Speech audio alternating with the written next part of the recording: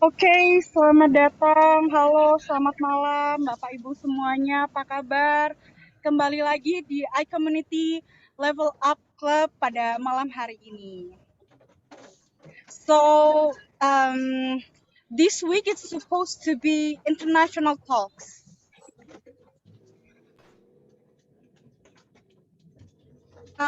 So, ILC today is about how to handle stress in life of working professional. We will talk about it from our speaker, our great speaker, Dr. Debbie. But before it, as usual, I will introduce you about iCommunity. So I will share the screen at first.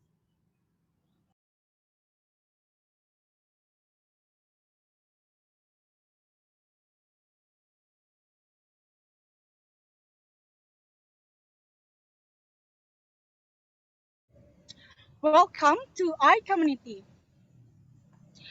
So iCommunity is created by Juan Darovalim.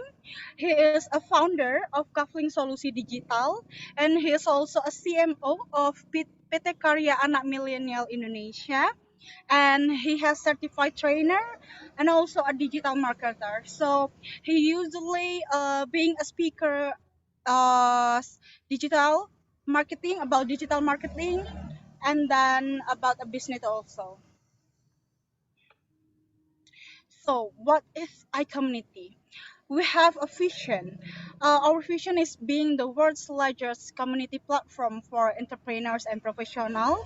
And our mission is about providing the entire community with access to entrepreneurs and professionals, bring entrepreneurs and professionals together to achieve a common goal. And the third, creating more positive value in order to contribute and improve business, professions, and society. So we have tagline. Our tagline is share network and grow network. We have four goals of iCommunity. The first is connect with the iCommunity members on a friendly, collaborative, and mutually understanding level. And the second one, growing the collaborative spirit. And the third one, creating positive value in business and profession areas. And the fourth, create a community platform for entrepreneurs and professionals to learn, grow, and improve their skills by providing learning resource, business matching, and referrals. But as a platform of community, we are not a usual community. So iCommunity have a guidelines. We are as a trend entrepreneur and professional who work hard, work smart, and collaborative. The second one, we prioritize the good value in iCommunity for doing business and collaboration with the member, but we don't put the other member as a target or put them in ununified competition. The third, we realize that with networking, we'll gain the good values more, so that we are ready to share connection and support each other. The fourth, we'll have a good behave in this community and doing all of the activities here based on good values. If we lack or violate these guidelines, we are willing to be reminded, warned, and even got penalty. Thank you. So uh, that's all the introduction of iCommunity. Now I will introduce you Dr. Debbie. She is a functional medicine practitioner, and she is also the founder and director of Brainworks and Functional Health. But don't worry, she's Indonesian. She actually can speak in Indonesia also. Jadi jangan khawatir, Bapak Ibu. Bapak Ibu bisa bertanya juga tentang tema malam hari ini menggunakan bahasa Indonesia. But she will explain the presentation in English. So, please, Dr. Debbie, welcome to iCommunity Level Up Club. Thank you so much for the warm welcome. Time is yours. Okay. I'd like to say hi to everyone. Thank you so much for being here. I know today is a work week, and it's probably not easy, yeah, to take time away from the work. Okay, so I would like to share my screen. Wait, yeah.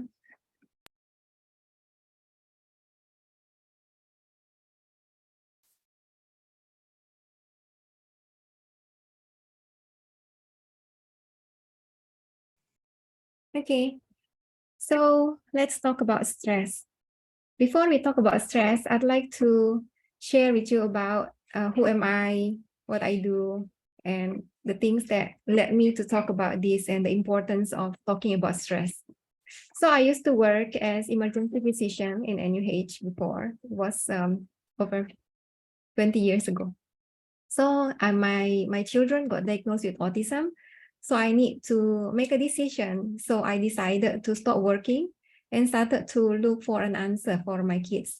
Jadi ceritanya keliling dunia mencari jawaban untuk keadaan kondisi anak-anak saya. So this I started in California. I went to learn from Autism Research Institute. Then I went to Portland.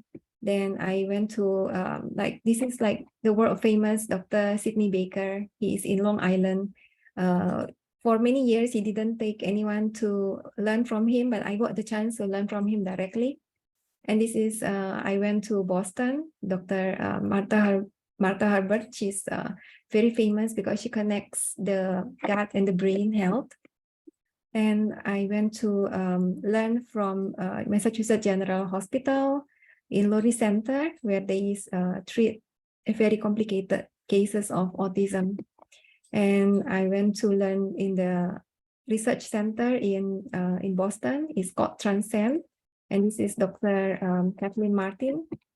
And I went to many different places. This is Dr. Kenneth Bock in New York, Dr. Jennifer Reid in Gresham. This is me when I was studying in Connecticut. And this is me in Japan with Toshio Inui and with the famous Dr. Afi Herkovitz in San Francisco. And this is me and my other teacher, Dr. Anthony Jimenez in Tijuana, Mexico. And these are some of my teachers as well, Dr. David Hasse and Dr. Michael Stone. And this is some of the experiences I have in order for me to learn about how to help my children, getting my fellowship from India, and being interviewed in Japan, given the opportunity to actually speak in many different international forums around the world and sharing to people how actually we can help children with special needs, with autism, with dementia, people with dementia and other things. So it leads me to talk about stress. So today we are going to focus on how as a professional you deal with your stress. I shared with you a little bit about how I was as a person, as a mother, as a professional, choose my career choice and how I make my decisions setelah I have the changes that I have in my family. Now we can talk about stress. Everyone talks about stress. I'm so stressed. Saya stress nih hari ini. I'm not feeling very well. So what is stress? Stress adalah situasi di mana seseorang mengalami sesuatu yang threatening. So it can be workplace burden, can be social stress, can be family discord, world events, trauma, significant life changes, sesuatu yang baru yang tidak pernah didapatkan sebelumnya. The threat yang exceed one's ability to cope atau melebihi kemampuan kita untuk beradaptasi. Dan stress response-nya itu bisa ada sesuatu yang kompleks dan kita akan menjabarkan satu persatu ya. Jadi ini adalah seseorang yang mengalami stres, itu sangat banyak yang harus dilakukan dan sangat banyak respons yang terdapat di tubuh dalam keadaan stres. I like this meme, feel like you losing it. I think it's stress, somebody is losing stripes because of the stress. Kita tuh sering banget dengar kalau misalnya stres nanti disuruh, ayo cari hobi, meditasi, ke alam, naik gunung, olahraga, ikut maraton, cari waktu supaya kamu bisa gitu time management. Ayo dengerin musik, nonton konser, kumpul-kumpul sama teman-teman. So are they working? What's behind it? Ya. So kalau kita ngomong soal common reason for stress ya, itu bisa aja dari kerja. Jadi kita ngomong profesional ya, excessive burden at work. Bisa jadi you are following someone social media, you feel like I'm not up to it gitu loh. Jadi juga bisa something else. It can be career concern, role ambiguity, bisa ada occupational demand, rotating work shift, nggak jelas nih role-nya apa, role ambiguity. Role conflict, A and B have the same job scope, terus kemudian fighting for the at workplace, stabbing each other gitu kan. Work overload, career concern, lack of social support, perubahan organisasi or organizational changes, lack of group cohesiveness, lack participation. Jadi kalau misalnya pendapatnya tidak dihargai atau tidak mendapatkan kontribusi yang tepat di perusahaan, this all leads to stress. Apakah stres itu selalu jelek? Ternyata kita tuh perlu stres juga, tapi stres itu ada takarannya. Jadi kalau misalnya stresnya itu ada di posisi di mana posisinya di antara performance dan anxiety. Kalau kita bisa 50% performance and 50% anxiety, itu sebenarnya kita mendapatkan optimal performance. Jadi nggak jelek-jelek juga ya. Tapi kalau misalnya udah itu harus takarannya tepat. Kalau misalnya takarannya nggak tepat, bisa losing interest atau kita tuh jadi ada strong anxiety sampai bisa meltdown. Jadi stress response-nya itu bisa terdapat di tubuh, di mood kita, atau di behavior kita. Jadi banyak orang yang setelah stres ya sakit kepala, habis itu perlu pijit karena ada muscle tension or pain. Bisa juga after the stress gitu merasa chest pain, periksa di rumah sakit, setelah periksa darah di EKG, cannot find anything. Ya, so bisa fatigue, bisa change in sex drive, bisa stomach upset, habis itu minum obat mah. Sleep problems, ini banyak banget ya sleep problems. Usually sekarang ya ditambah dengan gadget dan lain-lain, almost everyone actually have sleep issue, and then this can lead more onto the stress. Jadi itu kayak lingkaran setan. On the mood, kita bisa ada anxiety, restlessness, lack of motivation, merasa tuh terlalu banyak, feeling overwhelmed. Ada irritability or anger, sadness or depression. Jadi some of the people that I know dan some of my patients, ketika mereka mendapatkan stres, respons yang terjadi itu they fell into depression. Then I will share some people are more bisa lebih cenderung can tend to have these things and other people not very likely. On your behavior itu bisa makan kebanyakan, ya. Ini stress response on our behavior, we start to overeat. There was one time waktu saya dulu masih kuliah kedokteran ya, itu saking banyak banget ujian, saya tuh pesen pizza, bisa makan sendiri banyak banget gitu. Jadi I know that this is something that is quite common ya. Angry outburst, in some people it can lead to drug or alcohol misuse, tobacco use. In Japan and Korea banyak banget orang yang merokok ya karena memang stress level is very high. Social withdrawal, exercising less often. Jadi kita tahu bahwa almost everyone feels the stress. Di berbagai negara di dunia, sebagian banyak dari pekerja profesional melaporkan bahwa mereka ada dalam extreme stress. Apa sih yang terjadi di tubuh kita ya? When we have stress, we have difficulty concentrating, anxiety, our brain is affected. our cardiovascular system, organ untuk memompa darah kita ke otak dan ke seluruh tubuh itu juga terkena. Joints and muscles, jadi lebih cenderung untuk kena sakit joints or feeling tired. The immune system, of course, is always affected. Nanti saya ngomong, karena immune system itu is very big role-nya dengan stres. Skin juga nggak peduli berapa banyak skincare yang dipakai, nggak peduli berapa sering kunjungin facial atau ke dokter dermatologis, kalau misalnya stres, you're going to have hair loss, you're going to have dry skin, you're going to have difficulty with delayed repair of your tissue, your skin, ya. The gut is definitely affected, and the reproductive system is also affected.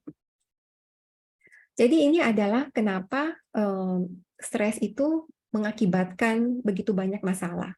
Karena sewaktu otak dan sewaktu tubuh sense threat atau stres, hipotalamus kita akan rilis chemical yang akan ke pituitary gland. Pituitary gland itu ada di hipotalamus. Jadi itu akan membawa hormon ini ke adrenal cortex atau di kidney kita. Dan ini akan trigger kaskade dari stress reaction. Jadi jantung akan berdebar-debar, gula darah akan meninggi. Nah, ada satu cerita mengenai gula darah yang meninggi ini ya. Saya waktu pas ngobrol sama salah satu dokter saya yang memang dokter functional medicine yang sangat menekankan betapa pentingnya nggak makan gula, yang makanan sehat. Nah, dia cerita bahwa satu ketika waktu pas dia lagi istirahat makan siang, nah kebetulan ada pasiennya datang, terus kemudian ngelihat dia tuh pesannya apa, pengen ngintip. Dia bilang, "Dok, kok makannya manis bener? Nanti dokter jadi sakit loh, jadi gini." Terus kata guru saya itu, dia ngomong gini, your stress upon seeing my food is the one that can lead your cortisol level and your diabetes to appear. Jadi stresnya itu kita sendiri, itu sebenarnya bisa bikin diabetes sendiri tanpa harus makan gula. Ya, so this is pertanyaan yang gede. Apakah stres bisa menyebabkan kanker? Ada banyak sekali orang-orang yang saya bantu ya, pasien-pasien saya yang datang ke saya juga dengan keluhan kanker. Dan banyak dari mereka itu sangat muda, dan 30-an, 20-an, 40-an. Dan banyak sebenarnya studi yang that shows that cancer has got to do with stress. Why is it something like this? Kita ngomong soal efek iceberg ya. Before the iceberg itu bisa muncul, itu selalu ada sesuatu yang sudah numpuk di bawah sebelum gunungnya kelihatan. Benar nggak? Jadi kalau misalnya kita ngomong soal stres, many a times ya, tubuh kita sendiri itu sudah banyak mengalami sesuatu. Dari sewaktu kita lahir, kita terekspos dengan makanan yang kita makan, dengan semua permen yang kita makan dan coklat yang kita makan, itu sudah membuat tubuh kita mengalami inflamasi. Makanan yang kita pilih mungkin sukanya makan burger atau misalnya makanan yang sifatnya deep fried, yang junk food, itu juga bisa membuat kita tuh sudah banyak inflamasi di tubuh. Ditambah dengan di Indonesia we have mobil-mobil yang sudah tua di mana-mana ya. This has a lot of lead in the air. And kita tuh menghirup udara yang mengandung timbal. And this also will add onto the number of inflammation in our body. On top of that, kita baru melewati masa di mana kita banyak sekali yang terekspos dengan COVID. Ini juga menambah inflamasi yang ada di tubuh. Kalau kita tambah dengan stres, what we are having is actually kita dengan sangat gampang itu akan sakit karena jumlah stresor yang kita bawa di tubuh kita bukan hanya dari pikiran tapi dari semua konsekuensi dari pilihan kita sehari-hari. Jadi apa yang saya ingin bahas itu bukan hanya berhubungan dengan mental, emotional, and spiritual dari seseorang yang ada hubungannya dengan stres, but how hubungannya itu dengan defense and repair system di tubuh, energi sistem di tubuh, biotransformation and elimination, the transport, which is the cardiovascular and the lymphatic system in the body, communication, jadi endokrin, neurotransmitter, immune messenger, structural integrity of the body, the assimilation system. Jadi kalau misalnya tubuh kita itu mengalami breakdown mental atau stres berkepanjangan atau keputusasaan, kita itu akan mengalami begitu banyak masalah di bagian lain tubuh yang sebenarnya tadinya nggak ada masalah. So we need to see apa aja sih faktor-faktor yang bisa kita atur, yang kita bisa bisa pelajari bersama, yang kita bisa gunakan untuk mengurangi stres. Yang pertama itu adalah tidur. Kalau misalnya tidur itu kurang, itu bisa terdapat banyak sekali fungsi-fungsi dari tubuh itu akan turun ya. Jadi untuk kita bisa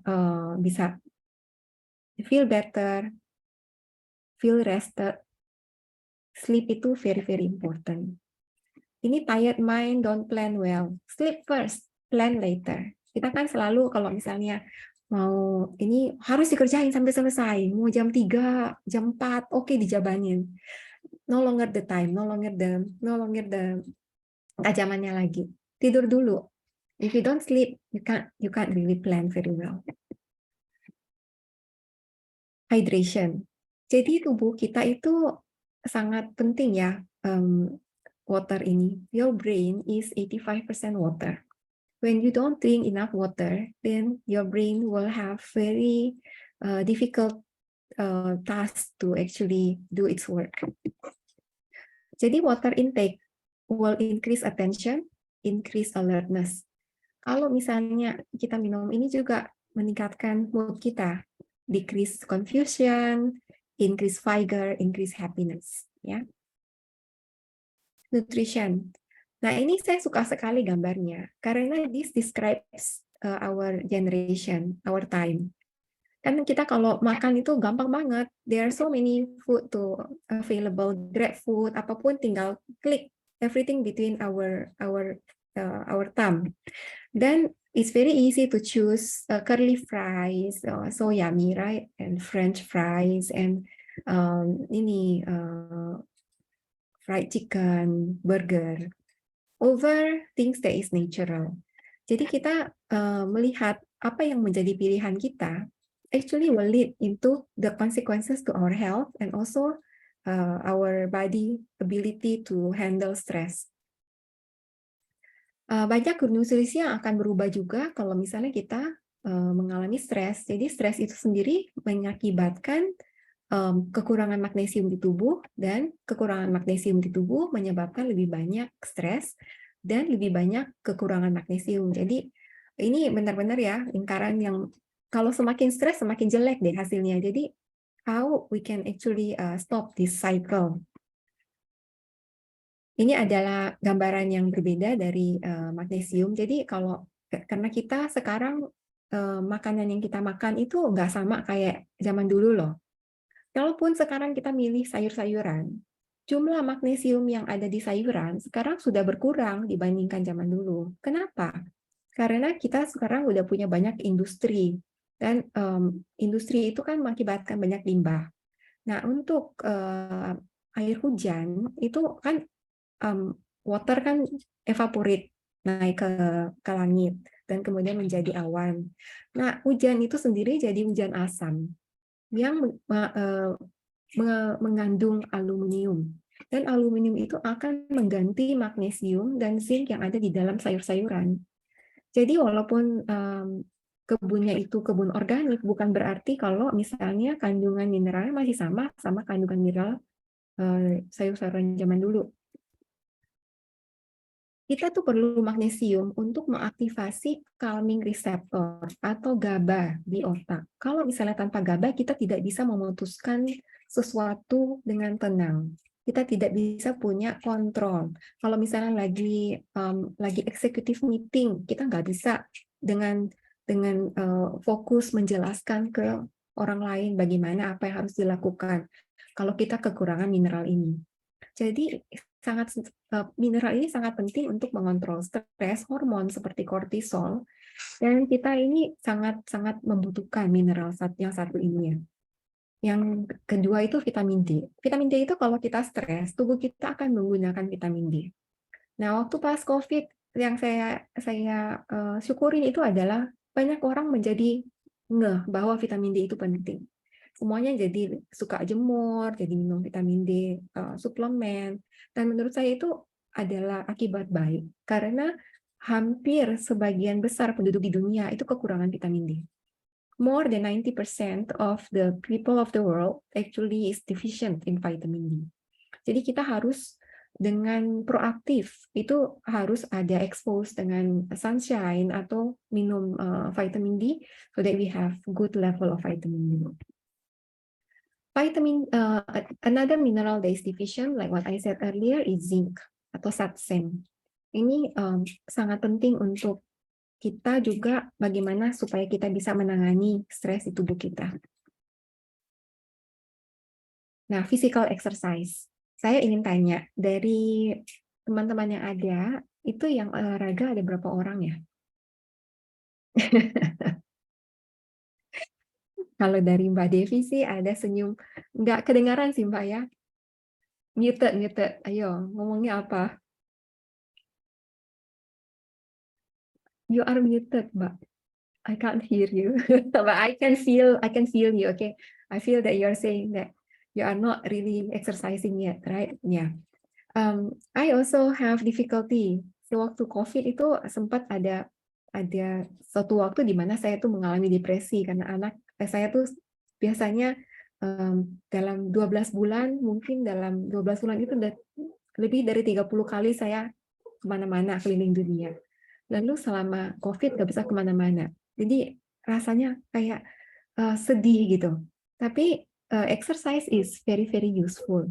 Because of my eldest son, I started to exercise and I started finding my own energy back during the time that I was very unhappy about the situation.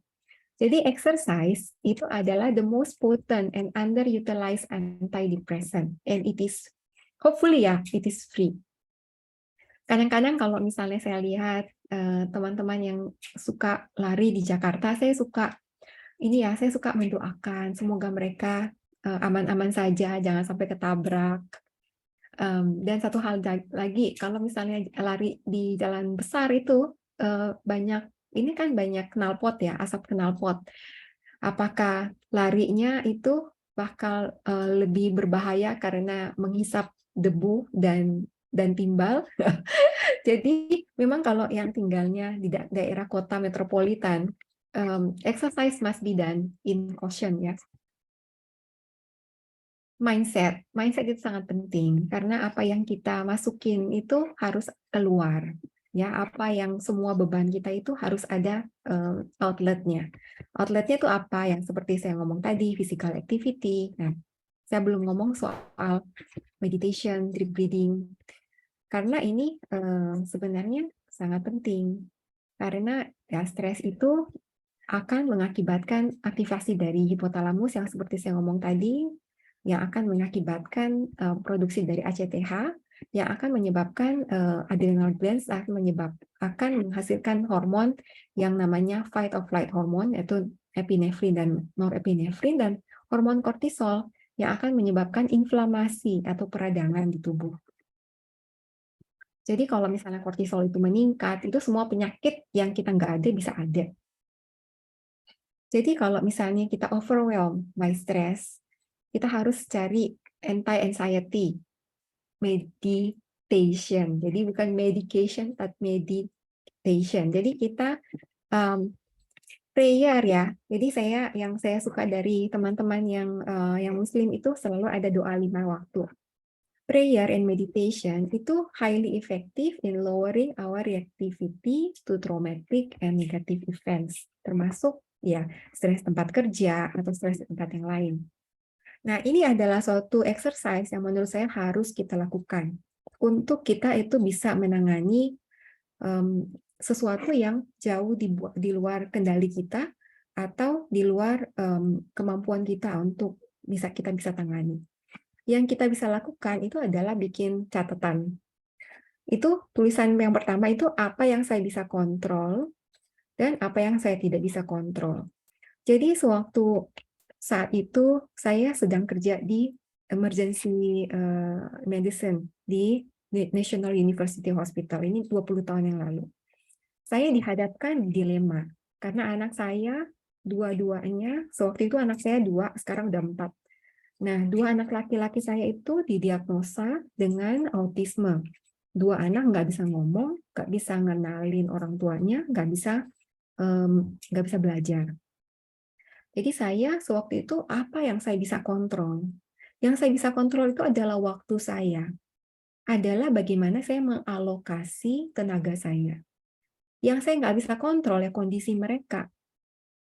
Yang saya nggak bisa kontrol adalah kalau misalnya saya kerja, terus disuruh apa sama rumah sakit, ya saya nggak bisa ngapa-ngapain. Jadi apa yang saya lakukan, karena saya ngerti apa yang saya bisa kontrol dan saya nggak bisa kontrol, saya berhenti dari pekerjaan saya. Padahal ini adalah pekerjaan yang saya perjuangkan. Karena di Singapura itu sendiri, ya dokter Indonesia, tahulah nggak diakui dan nggak bisa praktek. Jadi untuk saya bisa perjuangkan, sampai saya bisa praktek, itu perlu begitu banyak perjuangan dan sacrifice, tapi saya let go karena itu adalah sesuatu yang saya bisa kontrol. Jadi karena saya bisa kontrol itu, saya berhenti kerja dan fokus ke anak-anak saya. Dan karena yang saya bisa kontrol adalah perilaku saya, bukan perilaku mereka, saya tidak menekankan ke anak-anak saya harus melakukan sesuatu, harus seperti ini, harus seperti itu. Tapi yang saya ubah adalah diri saya sendiri. Jadi bagaimana saya berespons kalau misalnya mereka teriak-teriak di tempat umum. Jadi saya nggak bisa kontrol kan mereka di tempat umum, jadi saya nggak usah bawa ke tempat umum.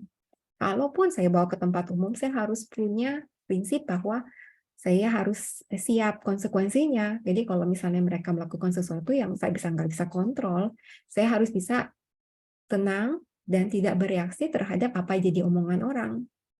Ya, jadi apa yang kita bisa kontrol, tidak bisa kontrol, itu adalah satu strategi yang menurut saya sangat-sangat penting dalam bagaimana kita bisa menangani stres yang ada. Nah, ini adalah kata-kata dari Andrew Bernstein yang saya sangat setuju. The truth is that stress does not come from your boss, your kids, your spouse, traffic jams, health challenges, or other circumstances. It comes from your thoughts about your circumstances. Jadi bagaimana respon kita terhadap circumstancesnya tersebut. Jadi kita juga bisa mikirin sesuatu yang lain. Mikirnya gini, apakah in 5 years from now, apakah my worry, my stress over something, is it still relatable? Apakah masih nyambung nggak sih? So if we think like that, sometimes we have like, oh iya ya, sebenarnya it doesn't matter. Oke, relationship. Kalau kita ngomong soal sesuatu yang kita bisa kontrol and we cannot control, relationship is something that is very dear to us. Ya, ini bisa bikin diri kita sangat-sangat stres atau bisa menyebabkan kita dalam rasa damai, rasa dicintai, diakui, dihargai, accepted, and loved, right? Nah, ada tuh banyak relationship yang sebenarnya ya kita harus bisa let go. Karena kita benar-benar dalam relationship is something that kita nggak bisa kontrol spouse kita kan. Kalau misalnya there is no support, ada toxic communication, jealousy, controlling, dishonesty, disrespectful, ignoring your needs, constant stress, ada lack of self-care, then you need to start thinking, is this a relationship worth fighting for or not? Yeah, so these are all the things that, the 5 things that we can actually modify, ya. Kalau misalnya setelah kita perjuangkan 5 hal ini, and then you still have the stress. Nah, di tubuh kita selama ada stres, kita ada oxidative reaction. Dan tubuh kita ada defense mechanism untuk mengatasi itu. Kalau misalnya ini udah nggak setimbang lagi, kita akan mengalami sesuatu yang lebih parah, sesuatu yang lebih ke arah mengalami sakit. Nah, itu harus kita periksa. Karena ini stres yang berkepanjangan bisa menyebabkan injury, menyebabkan kehilangan saraf tertentu di otak, bisa menyebabkan damage in the brain, ya. Dan ini adalah sesuatu yang saya pakai di klinik saya untuk mendeteksi, namanya neurophysiological assessment. Bisa melihat apa yang terjadi di otak kita. Yang menjadi pasien saat yang di foto ini saya adalah papa saya sendiri. Jadi bagaimana kita mendeteksi apa yang terjadi di otak kita sehingga kita tahu kalau misalnya itu masih dalam kondisi fisiologis atau sesuatu yang perlu bantuan.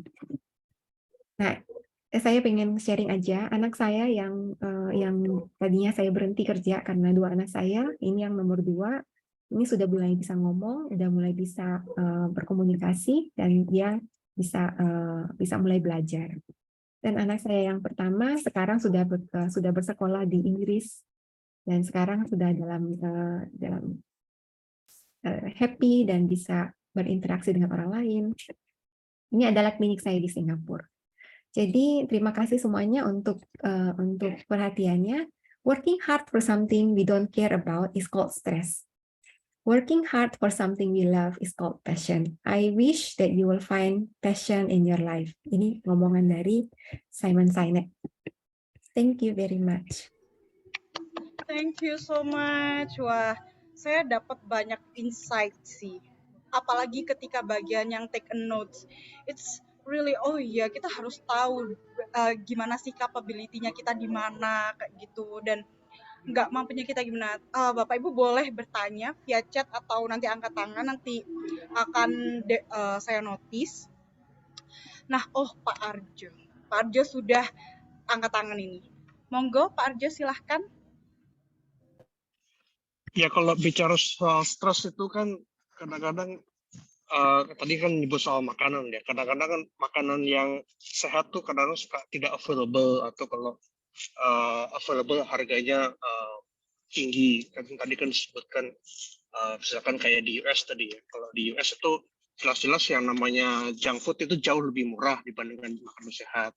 Kalau di Indonesia sendiri juga pola makan orang juga banyak yang berubah, yang tadinya mungkin senang gado-gado tapi kemudian berubah jadi salad yang nggak tahu isinya apa itu, tapi ya jadi sayuran juga. Tapi dan hal-hal seperti ini kan kadang-kadang kita tuh punya pilihan yang terbatas. Misalkan lagi meeting gitu kan, kita nggak bisa pesan makanan yang beneran sehat seperti kayak gado-gado. Masa lagi meeting sambil makan gado-gado, karena saya kan nggak bisa lah gitu. Jadi kiat-kiat untuk mengatasi hal kayak gitu gimana ya supaya meeting tetap jalan tapi kita tetap profesional gitu, dan gimana gitu? Baik-baikin sama ini adminnya. Jadi udah ada prioritas, prioritasnya kita maunya makanan yang sehat ya. Jadi kalau bisa ya ada persiapan khusus dari pihak administrasinya. Jadi mungkin bisa dikomunikasikan juga ke kantor, gimana Pak kalau misalnya kita bisa begini. Terus kalau misalnya ada yang office boy atau yang bisa mesenin makanan gitu ya. Jadi kita bisa rembukin gimana caranya supaya kita tuh jangan udah kerjaannya keras, makanannya tuh nggak bergizi gitu loh. Dan kalau di Indonesia ya menurut saya masih bisa terjangkau ya makanan yang ada yang lebih baik gizinya dibandingkan kalau di Amerika ya Pak. Oke, semoga terjawab ya Pak Arjo. Baik, untuk pertanyaan selanjutnya ada pertanyaan dari Christine Faridadov, mau tanya, sepertinya magnesium kan penting untuk tubuh kita. What is your view on taking magnesium supplement for long term? It will be wonderful if you can take magnesium supplement for a long term. There is no side effect to that. Tapi tidak semua magnesium yang dijual di pasaran itu created the same.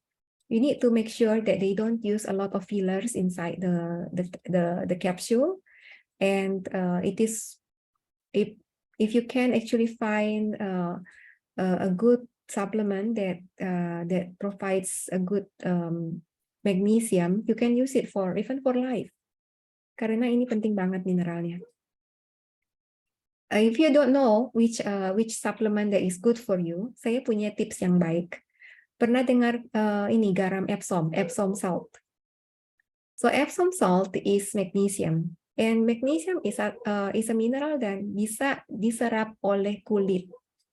Kalau misalnya kita capek, kita bisa masukin Epsom salt ke air hangat, terus kita bisa berendam di air hangat. Kalau misalnya nggak punya bak mandi, kita bisa pakai ini, pakai baskom atau pakai pail. You can put hot water and dip your feet inside. You will have magnesium through the skin.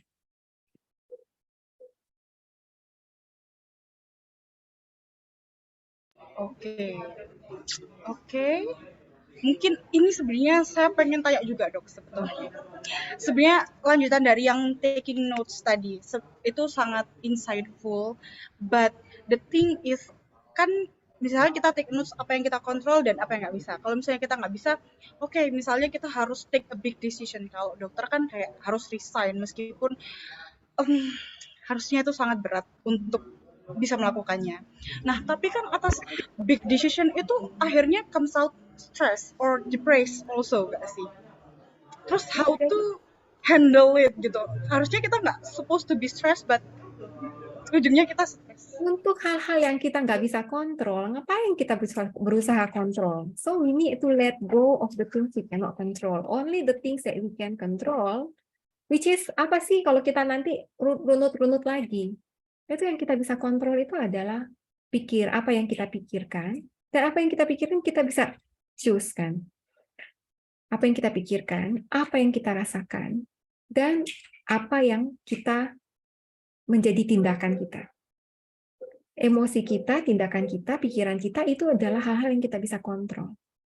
Nah, lucunya saya ajarin ini ke anak-anak saya ya. Anak saya yang paling kecil ngomong gini, pikiran kadang-kadang bisa dikontrol. Apa yang saya lakukan, my action, bisa dikontrol. Tapi hati itu susah dikontrol. Exactly. Nggak ada yang bisa ngontrol itu. Jadi kita alihkanlah pikiran kita. Makanya meditasi itu adalah salah satu yang menjadi pilihan saya, dan berdoa adalah pilihan yang sangat tepat. Karena kita tidak banyak hal di dunia ini yang kita nggak bisa kontrol. Apakah peperangan di satu tempat itu menjadi sesuatu yang kita nggak bisa kontrol? Nggak bisa. Siapakah the next president? Kita nggak bisa kontrol. Bagaimana kondisi perekonomian Indonesia? We cannot control. Bagaimana bos kita bereaksi di pagi hari saat kita datang? Kita juga nggak bisa kontrol. Kondisi traffic di mana saat kita nanti teman-teman yang akan pulang hari ini ke rumah masing-masing, kondisi traffic kita nggak bisa kontrol. A lot of things kita nggak bisa kontrol, but we need to understand. Kita nggak bisa kontrol, we let go.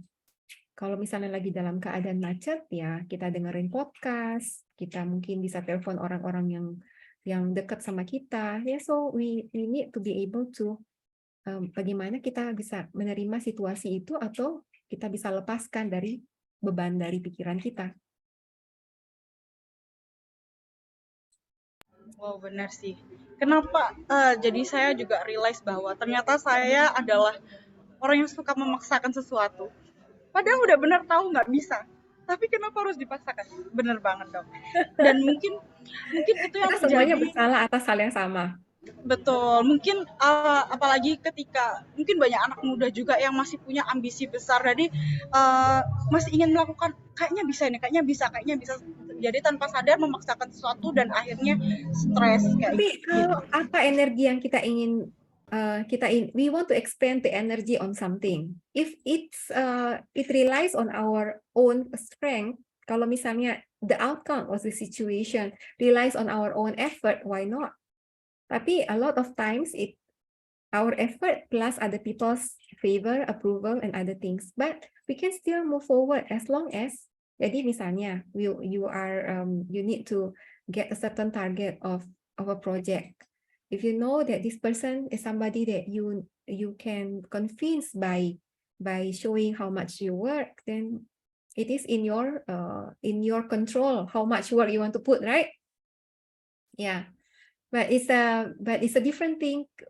How if let's say there is a regulation saying that you cannot do this, you can't fight against the regulation because then it will be a crime, right? It's something that we need to understand. Oh, okay, this is the limit. Yeah. Okay, maybe kesimpulannya adalah nggak boleh denial sih, Yeah, karena jadi we need to kita be sering denial. very honest with ourselves, correct? Yeah. Okay. So maybe ada pertanyaan lain, Bapak Ibu, boleh ini IELTS minggu ini tuh saya rasa sangat relate pada semua orang. Gak cuman businessman, gak cuman profesional, bahkan kayak student also kan bisa aja stres kayak gitu. Bapak Ibu boleh tanya kepada pakarnya langsung. Mungkin Pak Arjo ada pertanyaan lagi? Ya, saya cuman berpikir ini kan forum bisnis ya, jadi mungkin kalau soal penyediaan makanan gitu untuk misalkan orang perkantoran, mungkin bisa buka kantin di sebelah kantor ya. Jadi orang kalau mau beli makanan itu nggak repot lah gitu. Tapi pasti ada izin-izin tertentu, tapi mungkin itu bisa diakali juga sih. Mungkin di masa depan bakal ada providers yang khusus ya, yang mungkin kita bisa pakai. Halo, Dr. Christo. Ada provider yang mungkin bisa menyediakan hidangan sehat dari rumahan gitu loh. Tapi misalnya bisa ada aplikasi sendiri. Ayo Pak Juanda, gimana? Ya biasa kan, karena di sini tadi seperti Pak Arjo bilang, Dok, di sini otaknya otak bisnis semua. Iya, jadi harus ada. Jadi kalau misalnya ada yang bisa yang tersentuh hatinya ingin bikin usaha yang sama-sama senang ya, menyehatkan banyak orang dan membuat kita cuan, kan bagus banget gitu. Nah, mungkin karena ini kita ngomongin makanan gitu ya. Ini kita ngomong dari perspektif bisnis. Nggak tahu nanti nyambung sama Dr. Debbie atau enggak. Kalau kita jualan makanan sehat, Dok, apalagi di Indonesia, itu lakunya susah. Karena niche market banget gitu loh. Karena dia orang-orang yang berpikiran untuk hidup sehat di Indonesia tuh kayaknya cuma 0,0 berapa persen gitu ya. Nah itu gimana menurut Dr. Debbie? Apakah kita tetap harus ya udahlah demi passion gitu ya?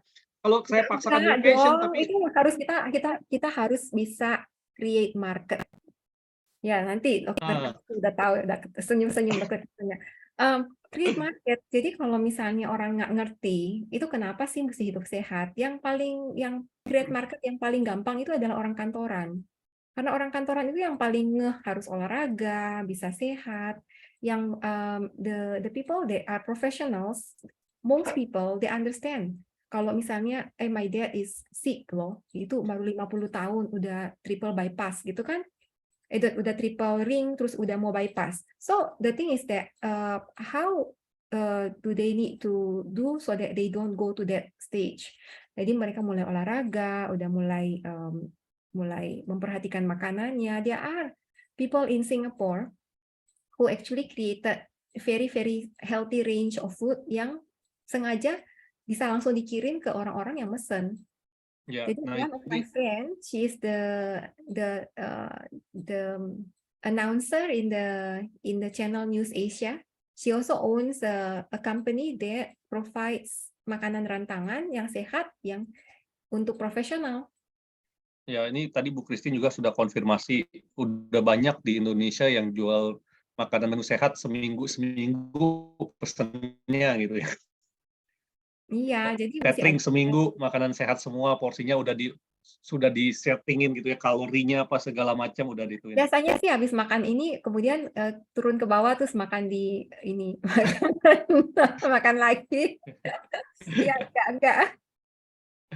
Nih, Dr. Christo Dokter Kristo lagi sambil makan tuh. Itu kita Ya. bisa cek makanannya Makanannya makanan apa tuh? sehat atau enggak. Ayo lihat makanannya apa? Permen ginger, Ginger. ginger candy. Ginger Oh, candy-nya luar biasa. saya yakinnya pakai gula putih ya, Dokter Kristo.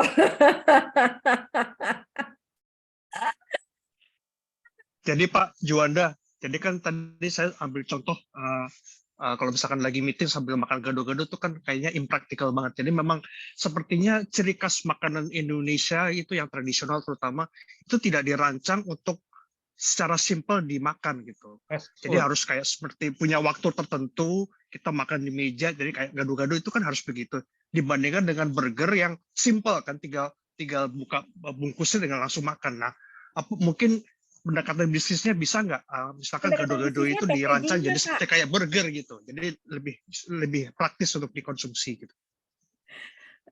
Menurut saya ya Pak, kalau misalnya saya bisa ini kasih masukan, Singapore Airlines ini ada gebrakan baru, bikin kotak yang turun ke bawah seperti kotak take away Chinese food di Amerika.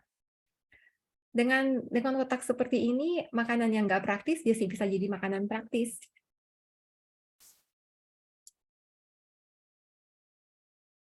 Pak Juanda frozen.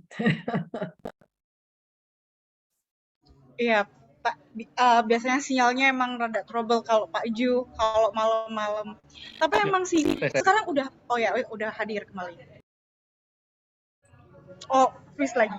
Tapi emang kalau terkait sama makanan tuh banyak sekarang kayak bertransformasi gitu. Jadi misalnya makanan yang biasanya harusnya kayak tempatnya besar gitu. Jadi sekarang bisa dibentuk susun jadi lebih banyak dan variatif kayak gitu dan banyak sekarang menurut saya karena realitas media sosial juga jadinya orang-orang tuh berlomba-lomba untuk memiliki penampilan yang baik yaitu dengan olahraga, makan makanan sehat kayak gitu sih sebenarnya.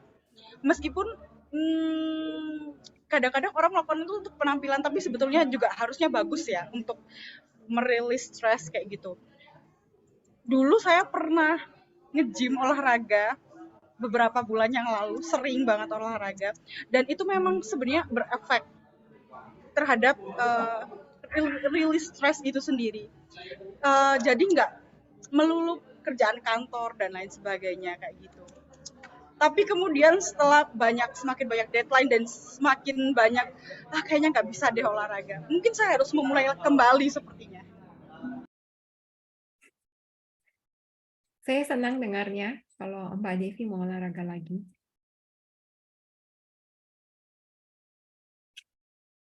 Oke, ada pertanyaan Pak Aryo, saya boleh tambahin ide buat ya Pak. boleh. Itu yang ada satu waralaba dari Jepang. Itu ada yang saya lupa tiba-tiba namanya. Itu burgernya dari nasi. Ada yang ingat nggak namanya? Saya lupa. Jadi karena memang saya nggak makan fast food ya. Jadi itu mouse burger benar. Itu dari nasi, terus ada sayurnya, ada dagingnya. Itu lebih acceptable ya dibandingkan kalau misalnya dari burger yang dari roti dengan tepung gandum. Tapi Bu, bukannya kalau nasi itu katanya kalori kosong, jadi mungkin lebih bagus kalau makan kentang. Enggak juga sih. Jadi ada vitamin B-nya kalau nasi. Kentang itu enggak apa-apa, tapi kadang-kadang ya banyak kentang itu variannya itu GMO. Dan ini bisa mengakibatkan peradangan juga.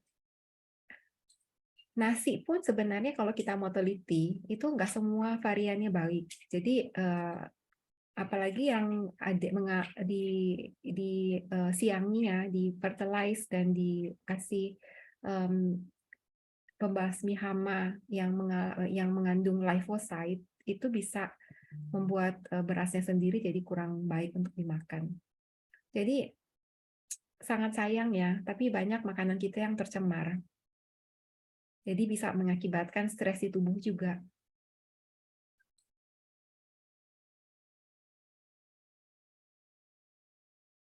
Oke, cukup Pak Arjo? Saya jelas? Ya cukup. Tapi saya lihat ada chat itu tentang magnesium, itu pertanyaan tentang magnesium mungkin bisa dibahas. Ya, magnesiumnya saya udah ngomong tadi, bisa kalau misalnya mau dikonsumsi setiap hari bisa, tapi tolong dicari magnesium yang tidak, jadi kalau kita beli suplemen harus dilihat itu kandungannya apa. Kalau misalnya kandungannya banyak fillernya, ya jangan. Kita cari sesuatu yang isinya itu memang yang kita perlu, jangan yang macam-macam yang lain-lain.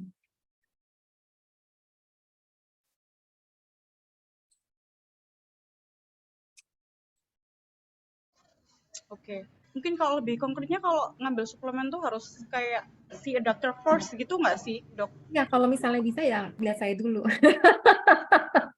Jadi Kalau biar nggak kalau saya nggak salah, bisa, ya ya. kan? Di internet sendiri banyak tips-tips memilih suplemen yang baik. Itu kita bisa dibaca. Oke. Terima kasih banyak Bapak Ibu yang telah hadir pada malam hari ini tentang bagaimana cara menghandle stres. Mungkin kalau misalnya Bapak Ibu masih kurang puas dan sangat nyaman dengan penjelasannya Dr. Debbie, kalau saya sih nyaman banget ya. Bisa ya Dok, konsultasi ke dokter atau nanti mungkin dokter bisa ngasih Ya, bisa. kontak mungkin di chat juga, di kolom chat, jadi biar di sini bisa konsultasi langsung ke Dr. Debbie tentang terlebih lagi tentang cara merilis stres. Iya. Kalau misalnya mau ikut saya ada di Instagram juga. IG saya itu Dr. Debbie. Kalau misalnya ingin kontak dari klinik, nanti saya kasih kontaknya ke ICOM. Jadi biar nanti tolong hubungi ICOM untuk bisa konsultasi dengan saya. Saya ada konsultasi lewat internet juga. Dan kalau misalnya mau main ke Singapura, bisa datang ke klinik saya di Funan. Wah, gitu. Banyak banget manfaatnya dari iCommunity member sendiri. Nggak cuman kemarin kita dapat kerjasama, Dok. Jadi kita kerjasamanya bisa dapat voucher liburan. Sekarang juga psikologis juga ada. Pokoknya kalau jadi member iCommunity pasti selalu mendapatkan banyak benefit. Promosi nih, Dok. Oke, terima kasih banyak Dr. Debbie. Jangan kapok-kapok, please. Jadi kalau misalnya kami hubungin lagi, saya harap Dr. Debbie mau buat kembali lagi. Jadi kalau misalnya main ke Singapura, main ke saya ya. Nanti saya bawa jalan-jalan. Siap. Oke, baik. Baik Bapak Ibu, saya akan share kembali tentang iCommunity. Nah, biasanya saya udah menjelaskan ini, tapi saya nggak bosan-bosan menjelaskan tentang iCommunity, biar bagi Bapak Ibu yang baru hadir tahu apa sih iCommunity itu dan benefitnya apa.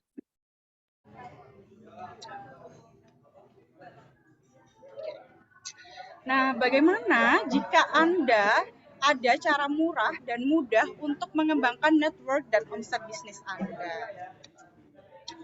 Jadi biasanya para businessman itu memiliki masalah kayak nggak punya network yang tepat untuk mengembangkan bisnis, kesulitan dalam mencari relasi, kehabisan daftar nama, terus udah bingung, nggak tahu cara memulai komunikasi dengan pebisnis profesional itu seperti apa, dan cara mengembangkan bisnisnya seperti apa itu juga biasanya mulai mengalami kebingungan. Nah, hal ini biasanya dialami oleh sebagian orang, nggak apa-apa. Mungkin Bapak Ibu ada yang bingung ya, padahal sudah pernah ikut seminar,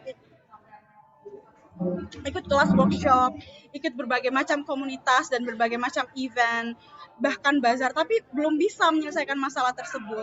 Nah, caranya adalah melalui kolaborasi, berbagi relasi untuk membesar rezeki.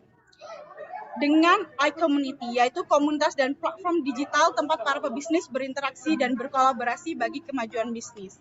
Kenapa sih Anda perlu join iCommunity? Ada 3 alasan. Yang pertama dari valuable community, jadi ada akses networking, learning, juga contributing. Yang kedua ada quality leads, yaitu leads to customer baru, leads to reseller baru, dan leads to customer retention. Dan yang ketiga low cost. Ini yang paling banyak disukai ya, karena nggak perlu banyak biaya iklan. Terus word of mouth dan juga konten freemium untuk upgrade skill. Contohnya pada program malam hari ini. Nah, iCommunity ini bukan hanya sekedar komunitas tempat berkumpul, grup, terus habis itu udah selesai gitu aja. No, it is not. iCommunity adalah sebuah platform komunitas yang memiliki berbagai macam program bagi para membernya. Totalnya ada 6. Yang pertama ada LLC, seperti pada malam hari ini. Yang kedua ada IBM, iCommunity Business Matching.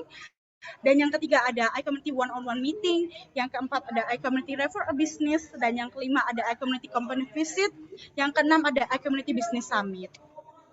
So, mungkin ada yang bingung gimana sih caranya mengembangkan bisnis dengan iCommunity itu gimana?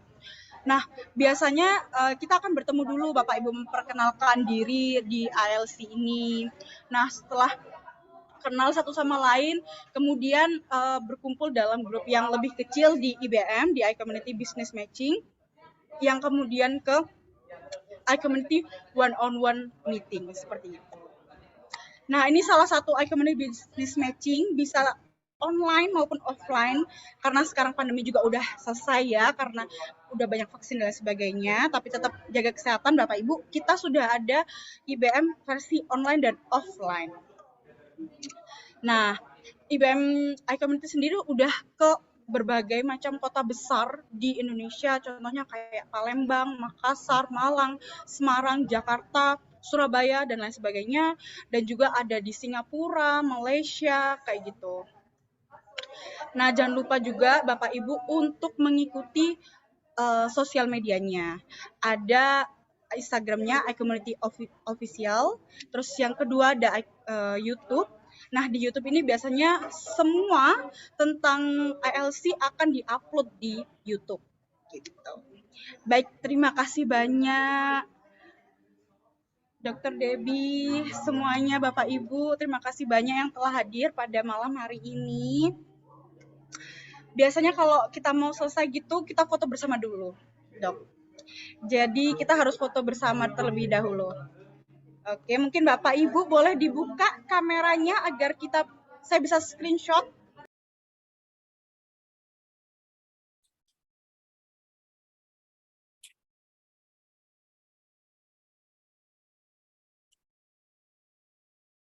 Oke, baik. Saya akan screenshot. 3, 2, 1, senyum.